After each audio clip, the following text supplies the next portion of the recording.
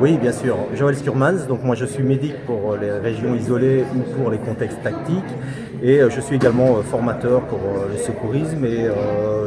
j'écris également des articles et j'ai écrit le livre Secourir en zone hostile.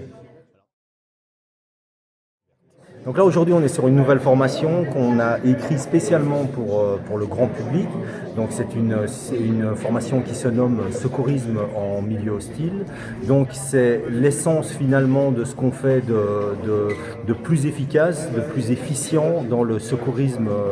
au combat, dans le secourisme en contexte tactique, voire même également un petit peu dans les contextes austères, ce qui permet de pouvoir faire face aux situations exceptionnelles. Cette formation elle est construite sur un format d'une seule journée ou sous forme essentiellement de pratiques et d'ateliers qui sont construits d'une manière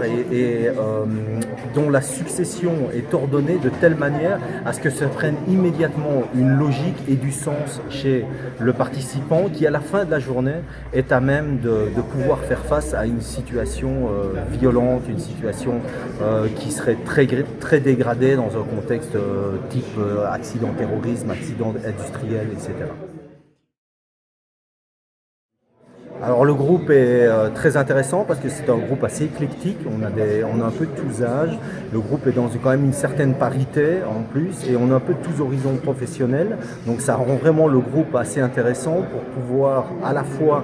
jauger de leur intérêt sur une formation vraiment pour ce contexte spécifique, savoir si on n'est pas, parce que des fois on peut se retrouver avec des gens qui sont dans des biais optimistes où pour eux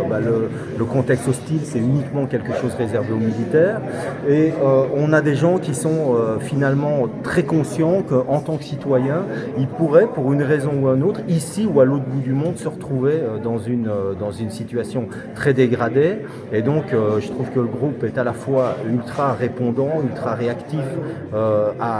au message et assimile relativement rapidement.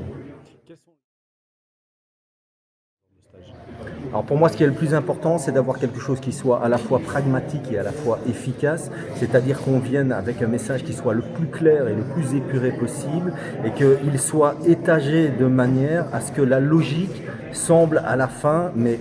quasiment enfantine pour le stagiaire, où il se dit « Ok, je m'étais fait toute une histoire du secourisme dans une zone hostile, mais finalement, il y a quelques gestes à appliquer dans une certaine logique et que ça va pouvoir faire face non pas à tout, mais à certaines choses qui sont évitables dans ce type de contexte et de manière finalement assez facile. » Donc ça permet à la fois dédramatiser, mais sans en être le but, mais plutôt en ayant l'impression réelle d'acquérir des gestes qui sont efficaces et qui feront la différence le jour où ils seront confrontés à ce type de situation.